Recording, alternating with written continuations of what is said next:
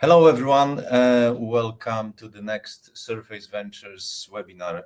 My name is Tomasz Liskiewicz. I am the founder and managing director at Surface Ventures, and I am your host for today's session. Just to remind you, we are a non-for-profit organization, and our mission is to provide world-class surface engineering education for academia and industry. So every month, we bring you a sector-leading speaker to present the current challenges and future trends in surface engineering, alongside surface engineering workshops and live equipment demonstration. And today is no different. Today it's my great pleasure to introduce Professor Ali Erdemir from the Department of Mechanical Engineering at Texas A&M University.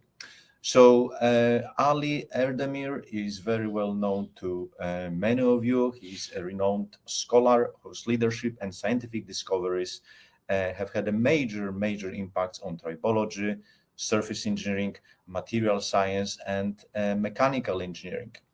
Ali current research focuses on bridging scientific principles with engineering innovations towards development of new materials, coatings, lubricants, for a broad range of cross-cutting applications in manufacturing, transportation, and other energy conversion systems. So in terms of agenda, we have slightly different formats today that we want to try. So instead of technical presentation, Ali kindly agreed to have a Q&A session, slightly informal Q&A session, instead of giving a technical talk. So we'll see how that works, and I hope you enjoy that session. So after chatting to Ali, I'll hand over to Mark Herc from Oerlikon Balzers for a short presentation from our sponsor, and then we'll come back to you, to our audience, for your questions. So please, as we go along, as I chat with Ali, put your questions in the chat, so that will indicate that, give me a signal how much time I should reserve towards the end of the event for your questions. Just a quick reminder, you all attending will receive a certificate for today event, and the link will be shared later in the event. So while I start and invite Ali to join me, there is a quick question for you in terms of us learning about you a little bit. So as in previous events, if you could indicate what is your current position, please, that will be very helpful. Thank you. So Ali, very warm welcome, and thank you for joining us today. So you are joining from Texas, I understand. So it's quite early morning for you. It's quite late here in the UK, but it's great that we found that time and space to have a chat. So thank you very much again for joining us. Go ahead. Yeah, I was going to say howdy, but... So Ali, I thought I'll perhaps group my questions in three broad areas. Perhaps I would like to start chatting a little bit about to find out a little bit about you as a person, as a researcher. Then perhaps moving on to some of the scientific questions around your work. And I know that we have usually quite a few early career researchers on call, postdocs, PhD candidates. So I also have a few questions around possible career advice that you could share. So if that's okay, I'll kick off with some questions about you, Ali. So I was really wondering when you think back to your school years and your early education, what was your favorite subject at school at that point? Yeah, first of all, I would like to say howdy or hi to all of my colleagues from all over the world. And I'm deeply honored to to have this opportunity. Thank you very much for arranging for it. So this is great, and I really appreciate your effort to organize these webinars on a regular basis. I think they serve a very great purpose. They are highly educational, and we really need to learn from one another. I think in that respect, you are doing a great job with your team, and I thank all of them for their effort. Back to your question, I mean, as I was growing up in a very small village in Turkey, and I thought I was an oddball among all these, kids, and I play with them, but I most often actually would play myself, trying to build things that move, or even making kites and paper boats to float on small ponds and things like that. And I think that curiosity, or this very typical life style, later turned into more formal, curiosity, I would say, throughout my elementary and middle schools. So I realized that I was very strong actually in natural sciences, math, physics, and things like that. So, and from the very beginning, I realized that perhaps I will be an engineer in one day. And I was correct on that presumption. And so I selected to study at Istanbul Technical University.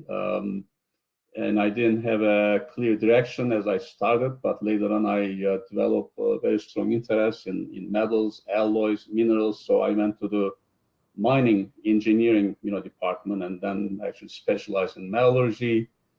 And that specialization took me to a steel mill in Turkey, and from there actually I came to Georgia Tech for my master and PhD education, and graduated as a material scientist. Mm-hmm.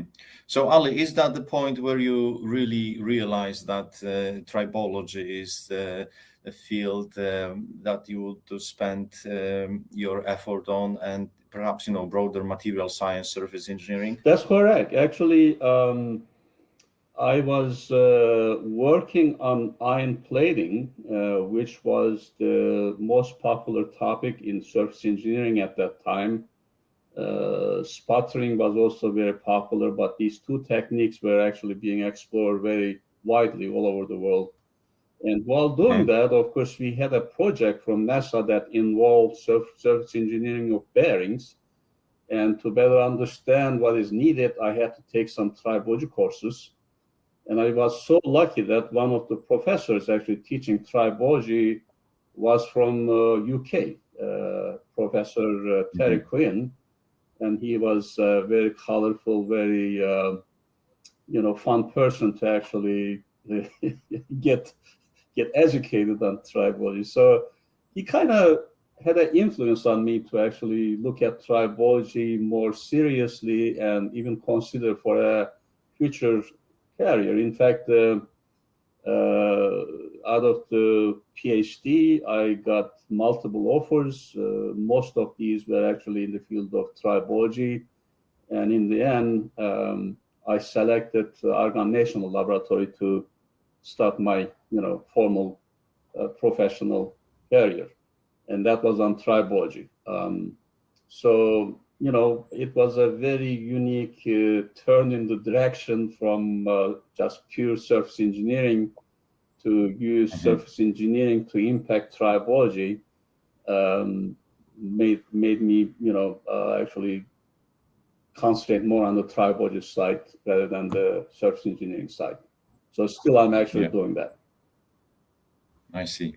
So I would like to dive into some of the aspects of your tribology and surface engineering research. But before we go there, I was wondering what type of books do you enjoy, and maybe that question might be a bit broader because of course we consume content in different ways these days, whether there's podcasts.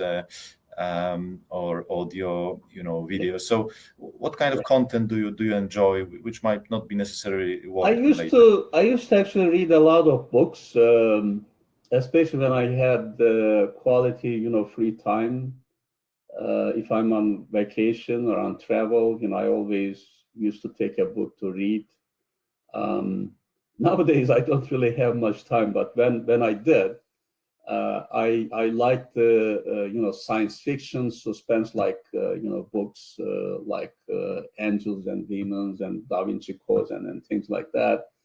And not only that, these books are very suspenseful, but also they kind of have some very good knowledge, information about the history, which is also my one of my favorite, uh, interests. Occasionally, I watch movies and documentaries related to history, the rise and fall of these big, great, civilizations and things like that. So it kind of makes me very interested. And like I said, unfortunately, I don't really have much time, but I'm still trying to catch up on some books through audio means. Reading became kind of a little bit more difficult or challenging right now. Yeah, yeah. I'm very much with you on the history books and content in general. I think it's really helpful to understand context and bigger pictures so that we can be better in what we do. So definitely agree with that. But look, Ali, when you presented at congresses, conferences, um, you share your outlook, your vision in terms of your research. But if people would like to ask, what is that people don't know about you that might surprise them? Any hobby or any interest, any interesting fact that normally we wouldn't be able to learn from attending the conference and listening to one of your talks. Yeah, that's a good question. Actually, you caught me unprepared. I have to think very hard.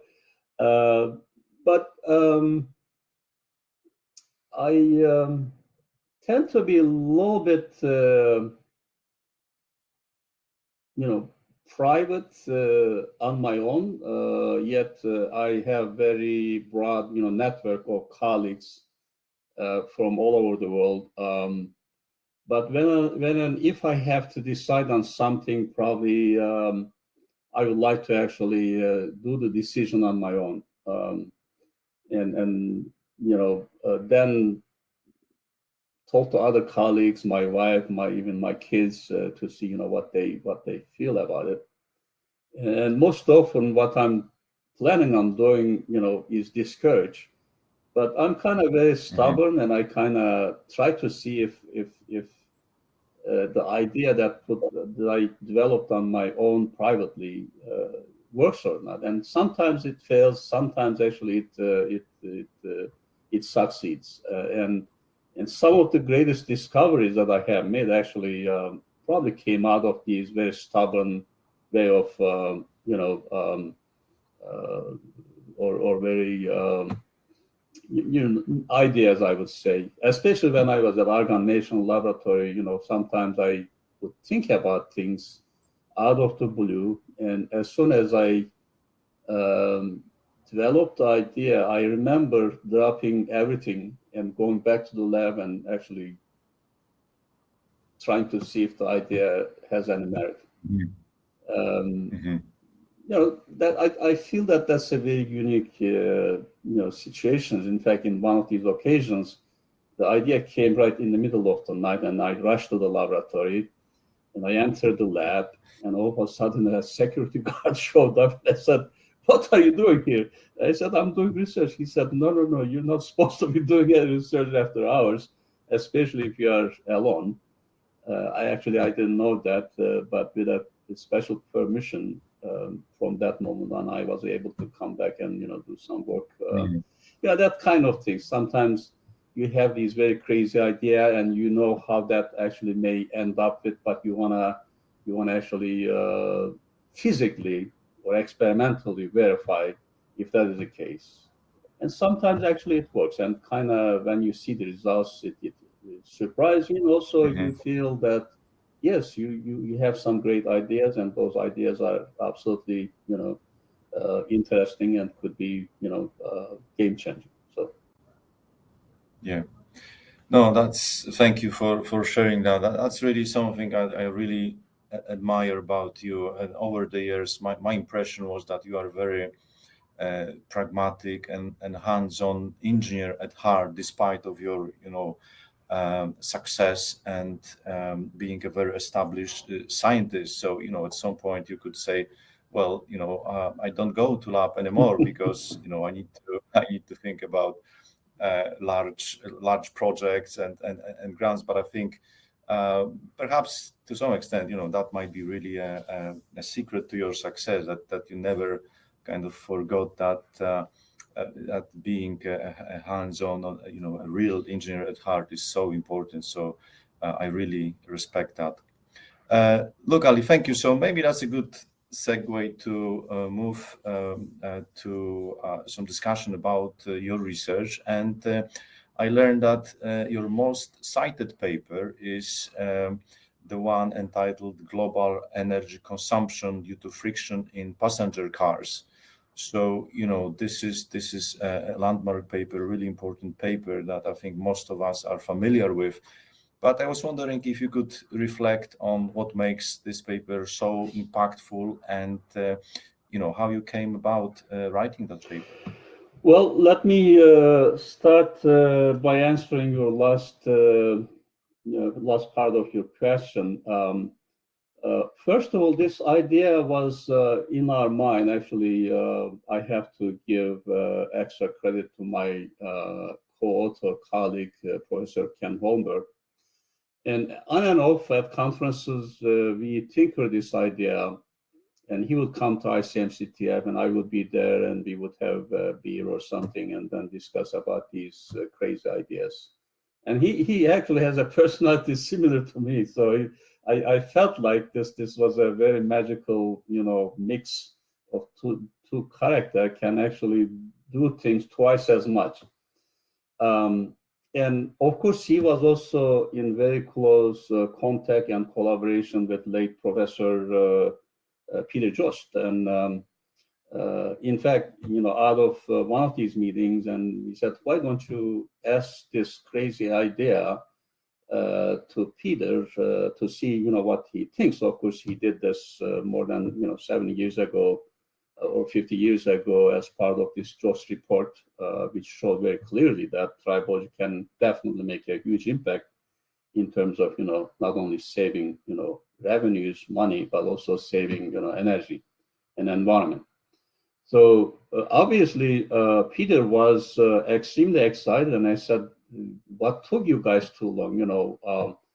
You should jump start this." In fact, we both met him during the WTC in Kyoto, and he was so enthusiastic. We asked him if he would like to co-author, and he said, "No, this should be your work.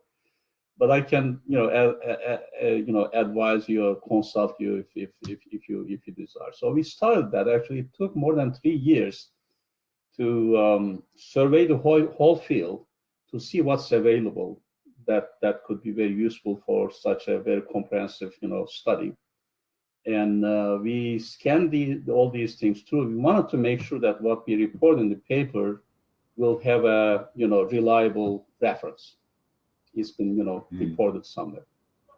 And so back and forth, actually, Ken came to Argonne a few times. I went to Helsinki. So it was a very intense work, and we felt that this was very important, actually, especially for our field of tribology, where people kind of, don't appreciate what tribology is for. And we said this could be a very good way of showing how tribology impact energy, environment, and sustainability. And the results were quite staggering. I mean, just for the passenger car in this particular case, we were able to show that how inefficient this form of transportation is. And then based on those kind of inefficiencies, what can be done to actually make them more efficient? And we followed this up with the electric vehicles, actually, that was published a few years ago, showing, transition from this IC engine to EV platform would actually save a lot of energy. And also, if the energy source is renewable energy, then you have the cleanest and greenest, form of transportation. So I'm really very proud of this thing, and in fact, Professor Jost complimented, saying that you guys done a great job, and he actually approved everything we put in this paper. For us, that was extremely gratifying, and we felt very very happy about the fact that we were able to put this paper together. Yeah, I really like the point you mentioned about working with co-authors. In that case, of course, Kenneth Holmberg, and being on the same page, being agreeing on the vision for the work, for the paper. I guess this is really important, and if we want to produce impactful work, and certainly that paper is impactful. I mean, original Jost report published in 1956. I think we all use it in our lecture notes, and now I think that paper is a great follow-up, and something we can share with students in terms of look, after so many years, there are still remaining challenges in our field. Great, thank you, Ali. So actually, I could perhaps jump to the question related to the ways we measure impact of research, and this paper is very impactful in terms of citations. So impact factor or counting citations is typically what we do in terms of reflecting on impact of papers. But do you think is the right way, or there are perhaps other ways of assessing wherever the research and paper is impactful, important, and bring something novel? I mean, publishing papers in high impact journals is a good thing. It's not very easy. The review process is unfortunately very rigorous, and most often, you get rejection. But that doesn't mean that your idea or your paper is worthless. I think you first of all, you have to believe in what you reported, and if you think that it is something very significant and very important, you must publish it regardless of the impact factor. In fact, some of my highest cited journal articles actually published in very low impact journals, and I'm very proud of those papers, especially in this day and age of digital resources. Google Scholar and all these other things. Web of Science. When I'm searching for a paper on a very special topic, I find them, and most often the information that I need actually are published in these lower impact journals, but nevertheless the information is very solid, very useful, very informative. I tend to look at those things actually more importantly. Of course, in the academic environment, publishing a paper in Nature or Science could be huge. Mainly because these journals are very high impact factor journals, and highly respected, and but especially for younger colleagues, don't get discouraged if your paper is actually discouraged or rejected by a seemingly higher impact journal, high impact journal publishers, and get it published. Actually, people will find it regardless, and they will cite it, and you will get equally good credit for what you have done and what you reported. Yeah, thank you for sharing that. I think it's about that balance between being part of the peer review game and game where we need to show our expertise for our funding bodies and departments in form of citations, but also that other world where we can make an impact through social media and digital channels. So without that formal recognition, but certainly spreading the word about what we do. And I'm sure PhDs, junior postdocs are much better in it than we are, and then perhaps that's that's a good thing. So Ali, you've worked a lot on carbon-based materials, graphene, DLC. I was wondering whether you could spend a minute or so just commenting on the importance of this group materials and potential for tribology. Yeah, I mean, there's no doubt that carbon as one of the critical elements in periodic chart, also in our life. I mean, biologically or otherwise, carbon is one of the most abundant, elements in our planet, maybe even beyond our planet. And it's very unique. It has these very unique bonding characteristics, possibilities that form different forms of, organics, even inorganics, inorganic materials. And DLC, diamond, graphene, it's multiplicity of these kind of, phases or materials are very unique to, carbon.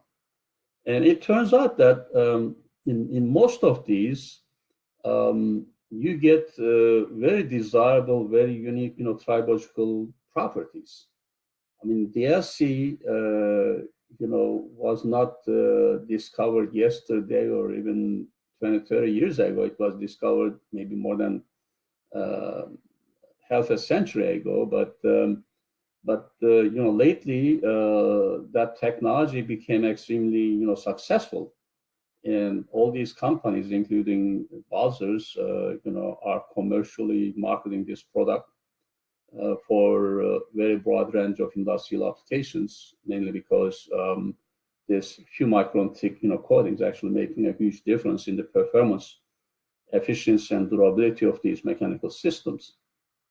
So in that respect, DLC technology has been extremely, successful, and most of the components, especially in higher end, vehicles, are now, using DLC or variants of the DLC. So that's a very great thing.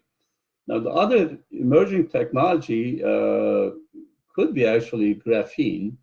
The work on graphene is still continuing. Graphene itself is a very unique form of carbon. It's just one or a few layers of carbon, stacked together, and because of the very unique mechanical and other properties, they seem to provide extremely low friction and wear to sliding interfaces. Again, that's very unique nature of the carbon-based materials.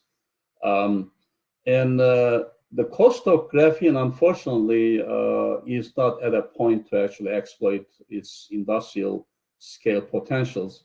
But that could happen. I think the cost has been coming down, and there are ways to incorporate graphene into, polymers, into other type of, materials to produce these self-lubricating, materials.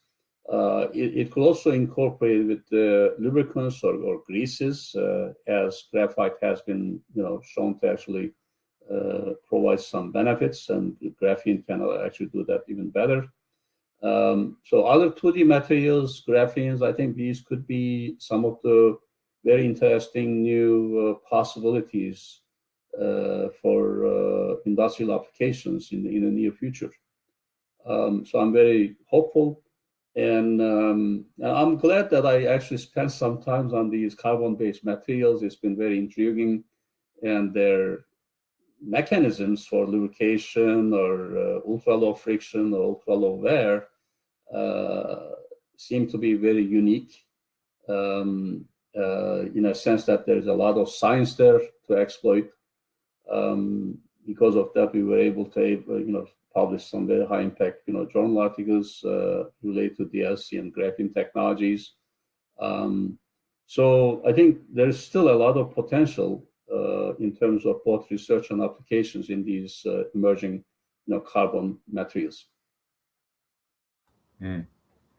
So as you said, those materials been around for some time, but seems like there are still a number of opportunities and questions to be answered. And perhaps part of that, why is that we have better tools of scientific discovery to analyze those materials and look into the tribological contact with more resolution and probe them in a specific way. So still work to be done.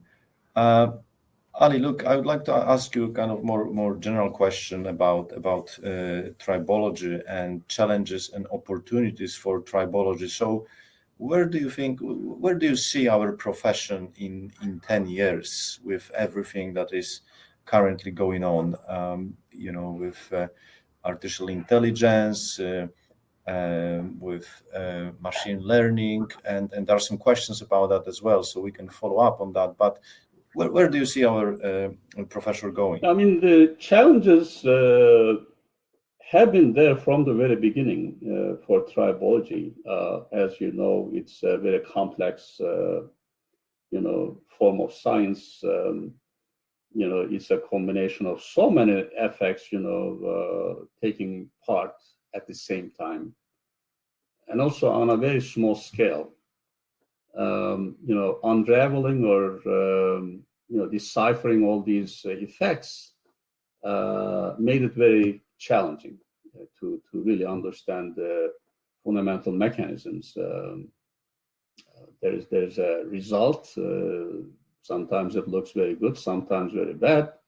In terms of relating that end results to what happened at that contact interface,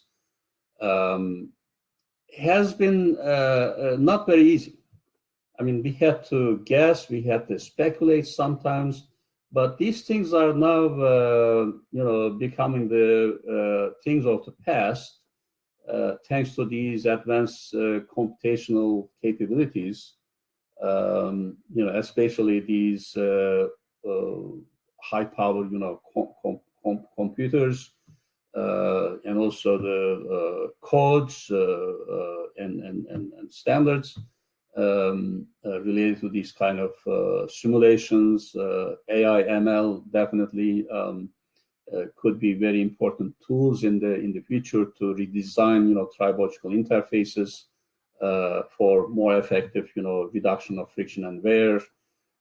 So these actually present some very unique opportunities moving forward, and there is no doubt that tribology will be with us as long as we exist. I mean, it has been with us from the very beginning, but it will keep affecting our lives, our business, our industry for a very long period of time.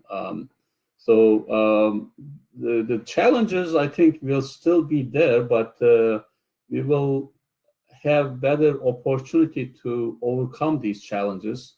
Not only these great advances in the computational tools, but now we also have very high precision, measurement devices not only in tribology, but also in the surface analysis and all these other things. And one of the area I think that can shed further light will be to, concentrate more on these in situ, test systems where they can actually, where we can see what's happening at a given moment at that interface in terms of chemical changes, in terms of mechanical or physical changes.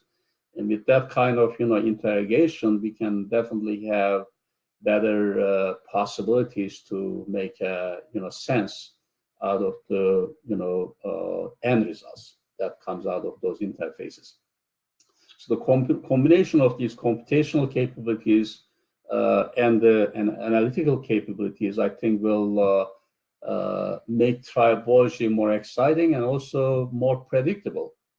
And this will be, I think, quite important moving forward as we still want to increase the efficiency and durability and the environmental compatibility of these, mechanical systems. I think these new or latest developments will hopefully enable us to, make a greater impact in terms of these needs. Yeah.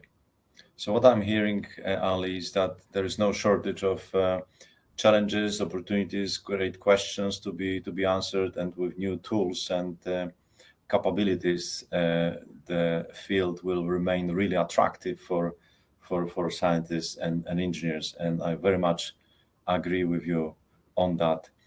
So maybe I'll shift gears again a little bit and move on to some of the career advice that you might have, Ali, to younger audience. So the question I have is, what advice would you give to a smart, driven PhD student who is about to enter the real world of tribology, surface engineering? And I guess really deep, the variant of that question is, what advice would you give to your 20-year-old self?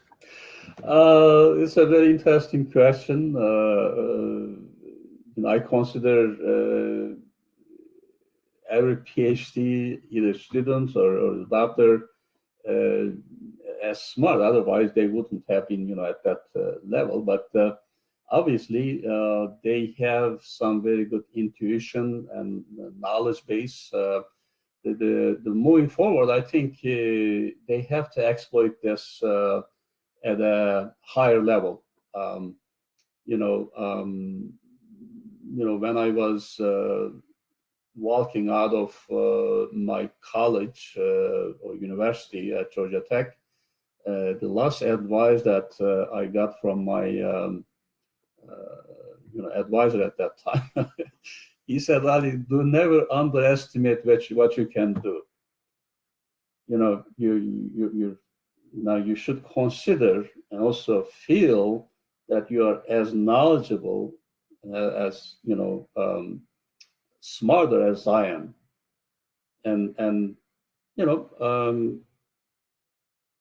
can do things. When you start something, a new project, new experiment, you have to have this positive thinking. And the passion. I think if you are not passionate about what you're doing, that's not gonna take you anywhere, And also in some of these things, I think you have to follow your instinct. That's something very unique to every one of us, and that makes us sometimes very stubborn, sometimes very determined. But that kind of determination actually puts extra, effort into what we do. And most of the greatest discoveries or new developments actually comes out of that kind of determination. So I will say that follow your instincts and do never underestimate what you can do, especially in this day and age. If you remember, you and I were in colleges. I mean, we really had very restricted, access to these great vast knowledge bases in terms of published, material, in terms of presentations. I mean, Now we have these platforms, for example. These are great educational tools, and I think another thing is that since things are getting more and more complicated, there's no such thing as one person can do everything. You could be a great expert in one particular aspect or area of that particular problem or project, but your impact as an individual will be very limited. So the big message is to work with a team, and you actually learn more things that will help you in advancing your goals through these kind of teamwork, and be a very good team player and contribute to the team, yet extract whatever you can out of these team environments. That will actually keep you up to the date and keep you educated, keep you very sharp. And in the long run, like I said, the things are getting more and more complicated, and you can only accomplish things as a team. Individually, you can only do so much. Absolutely. And what you said about coming out of our comfort zones, I think it's really important, pushing ourselves, because I think we can very often surprise ourselves what we can achieve and what we are capable of. But we can only find out if we really push ourselves out of that comfort zone. So really, really insightful. Thank you, Ali. Look. There is that popular question about a failure or apparent failure, and I would like to ask a variant of that question and ask you whether you have your favorite failure that you learned from and that was kind of important for you in terms of moving forward. Failures occurs, especially if you take risk on things, but that failure should not deter you or discourage you on what you want to do. In fact, failures sometimes could be very good. You should know or learn how to, use the results of the failure to your advantage. Learn from the failure, and never ever consider those as a low point or deficiency or something like that. I mean, this great American inventor during the turn of last century, Thomas Edison, I guess had to fail 999 times, and then one of them actually worked, and he discovered this electrical lamp. So I mean, that kind of determination, I think, is sometimes very important in our profession. Especially, most of the low-hanging fruits are already been gone. So there are few fruits on the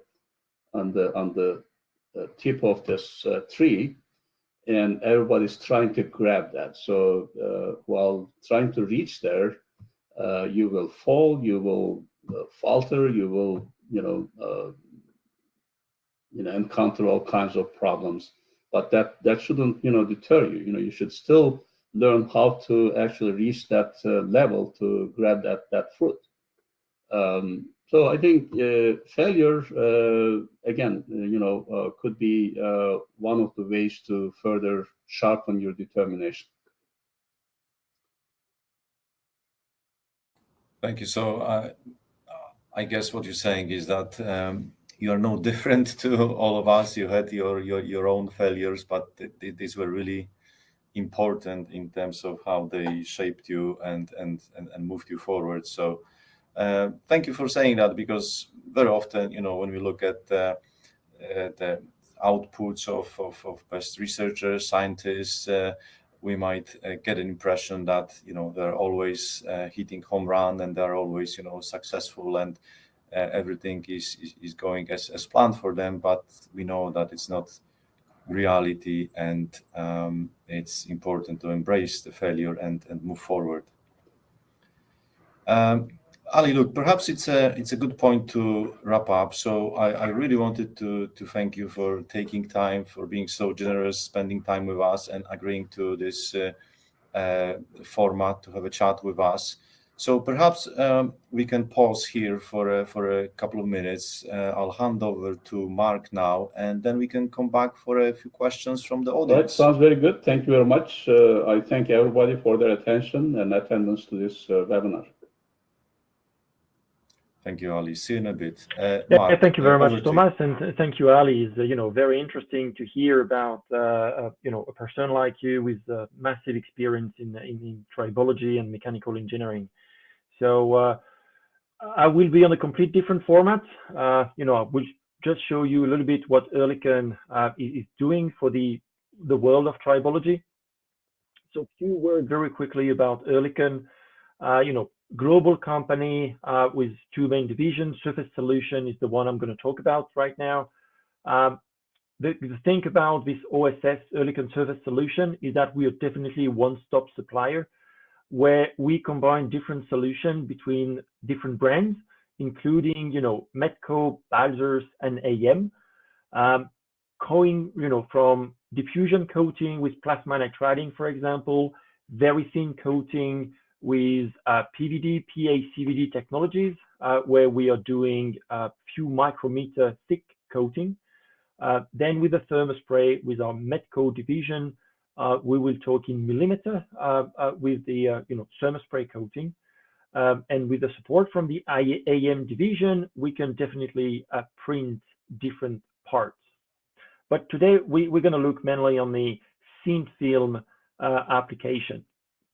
So we discussed a little bit earlier about some application in the automotive, but it's true that today thin film and coating in general can be found in many different markets and applications. You get some of them here. The slides will be available after the presentation in case you need to look to them.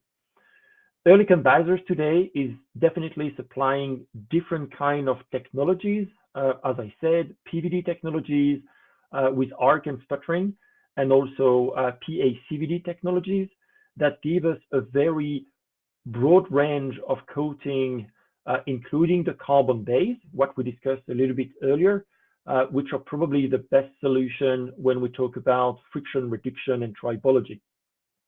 But depending on the environment, of course, and especially the temperature, other solutions are available, like nitrate-based coating and oxide coating.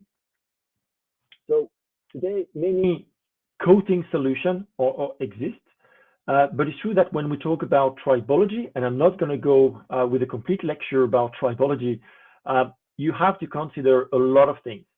So the last webinar from Surface Venture was about oil and additive, for example. It's definitely a key element when we talk about tribology.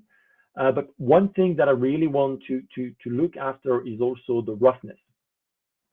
Especially when we talk about thin film coating, if we apply a very hard coating on the rough surface, we have a lot of risk that we will either be abrasive for the counterpart or generate, small coated debris inside the contact, which will be abrasive, or we can actually have a transfer of material from the coated to the uncoated part. I saw questions into the chat about potential transfer of material. Yeah, keep in mind, check the quality of the finish of both the coated parts and the uncoated parts. It could have an impact on the value. So here, very briefly, most of the time when we talk about coating, we talk about metallic substrate, steel parts, stainless steel, also sometimes cast iron, and etc. But now we have developed technologies and coating that allow us to apply coating onto non-conductive substrate. So here, for example, these are results that we have made on this test of coating surface against ceramics. So for example, here that was inside a dry condition where we could see that the coating, we did the test against steel, again alumina, and again coating against coating. And we can definitely see that having the coating is definitely decreasing massively the friction. And this coating, this solution then are applicable onto different parts, kind of parts, like silicon carbide ring or disc that we can find into the mechanical seal application. The interest here is definitely that with the coating, we will reduce the friction, reduce the wear. And here on that case, for example, what we saw is that without the coating, the application, the customer was facing a very abrupt and high increase of the temperature, which was leading to the failure and the wear of the system. By putting the coating on the ring, we actually solved that issue, which was very interesting. Another application that we are coating is the ceramic disc that you can find into faucet cartridge, for example, where here the interest is you have a carbon-based solution applied on the ceramic, which is working into a water environment as a lubricant. And we know that water in some cases is not always the base, but here the combination of the coating makes that the system works for a very long time. Even if there is no more grease inside the system, we can definitely increase the lifetime and the friction behavior of the system. So, the ceramics and non-conductive substrate like this are not completely new, but it's true that today we are also looking to apply DLC coating on elastomer. It is definitely a challenge because depending on the composition of the compound and the product and the way it's working, we still have a lot to learn. But it's true that today we can definitely apply DLC coating on elastomer. And as you can see here on some tests that we have performed, we have a massive reduction of friction.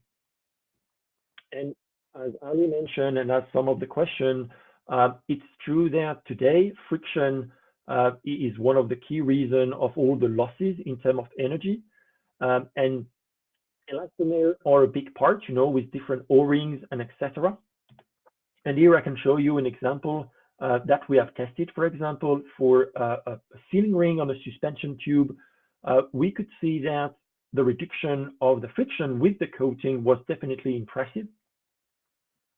We used to coat, the tube itself, but today here we said, why not coat the seal itself and see if we can get the same result.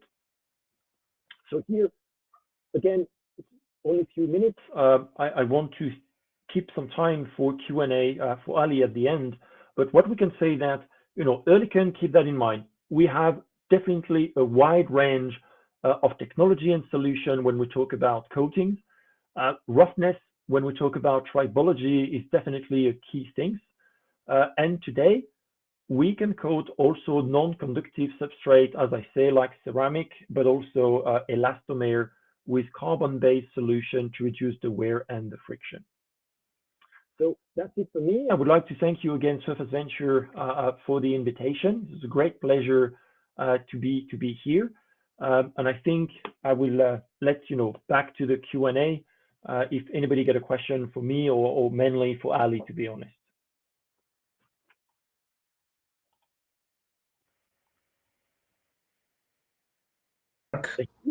That's much appreciated. Thank you. So I'll go through some questions now. Perhaps we won't have a chance to go through all of them, so my apologies, but I'll pick some. And Ali, one question there is about getting to zero emission, net zero, and how tribology can help with that. I guess overall, of course, it's about reducing friction and energy use, but Perhaps you could reflect on that in terms of getting them to net zero. Yeah, that's a great question. Very current, very important for our sustainability. Now, tribology has been actually helping greatly for the reduction of these greenhouse gas emissions. Even the lubricants that we use in internal combustion engines now are really making quite a difference in this particular area by reducing friction between moving parts. I mean, I think there is still room, and for one thing, the oil and additive companies are switching to ultra low viscosity lubricants, which would require less, effort for sliding parts or produce less friction, thereby, further enhancing the efficiency of these vehicles. Unfortunately, in the internal combustion engine, most of the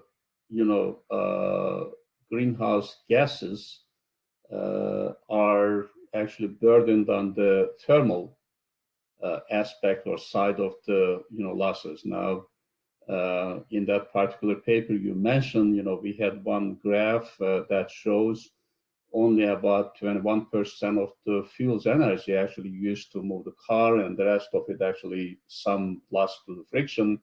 But you have almost 2/3 lost to the thermal inefficiencies like the exhaust and the radiator and all these other things.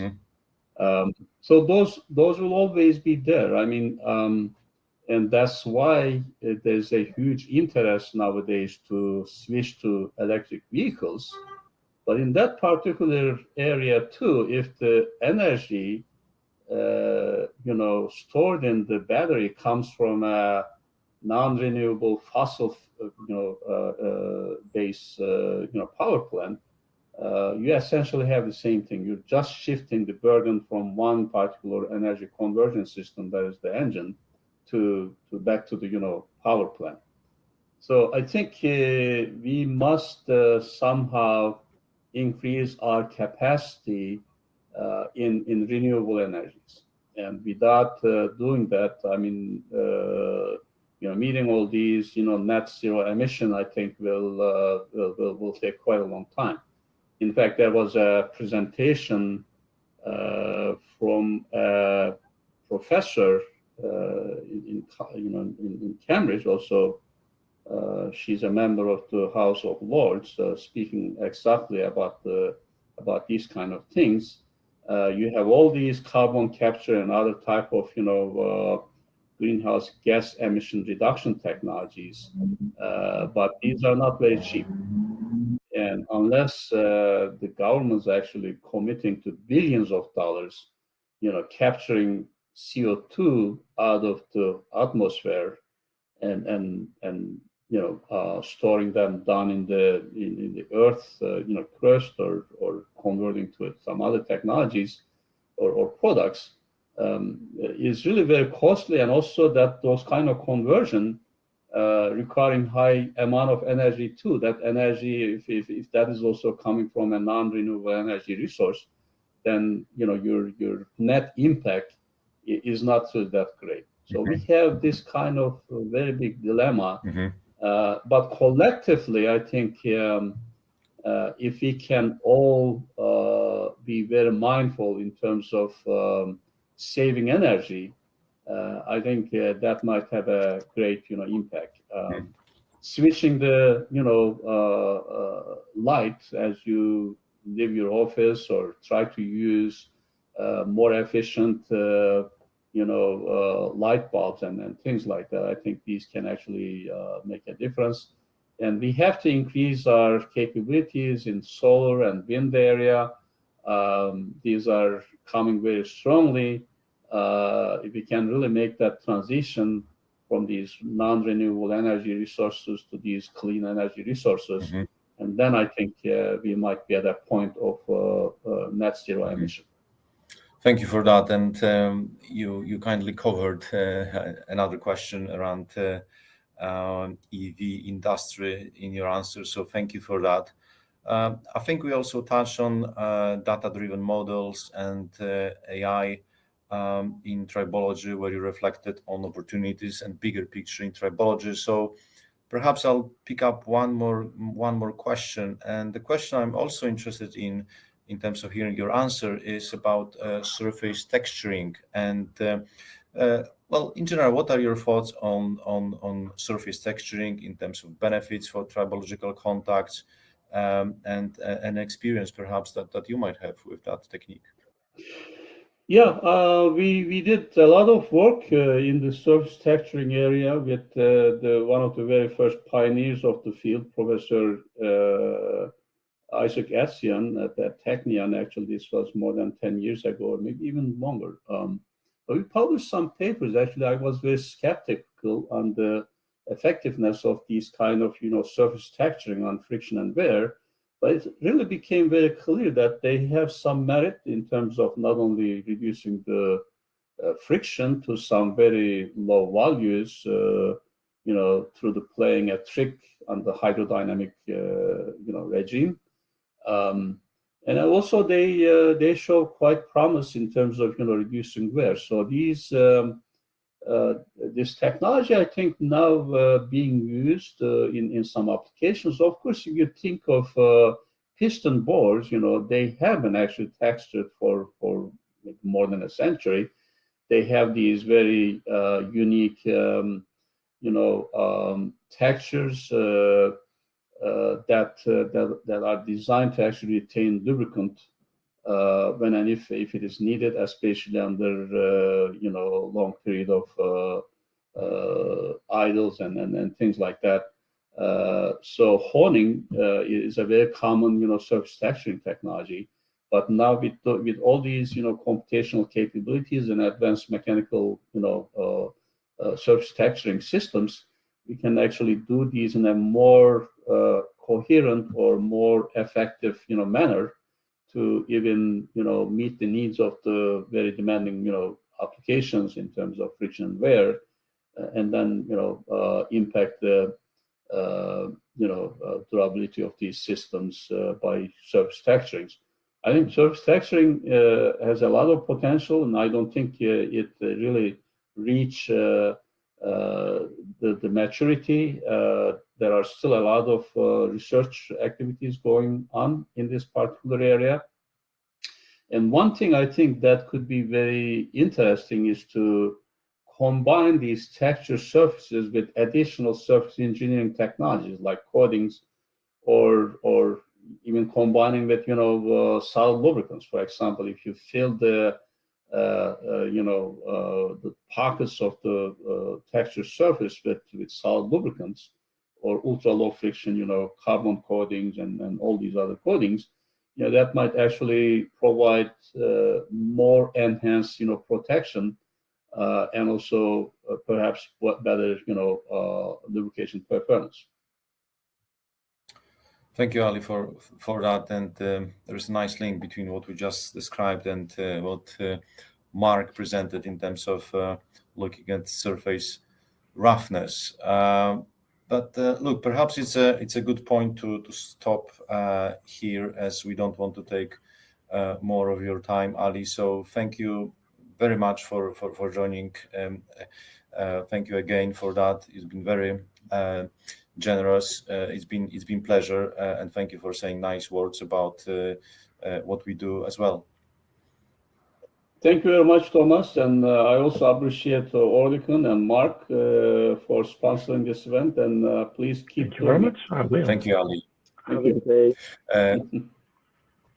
We will. So thank you for all the questions as well. Apologies, we're not able to address all of them. And Mark, thank you for joining today, and to Oerlikon Oerlikon Balzers for supporting us. It's much appreciated. Thank you very much. So what you can see on the screen now is an announcement about a next event, which is a workshop, so more kind of live event where you will be able to see a piece of equipment and live demonstration. And then later on, towards end of November, you can expect our next webinar with invited speakers. So as usual, please look out for those information in your mailbox. You should be getting our fortnightly newsletter, Modern Surface.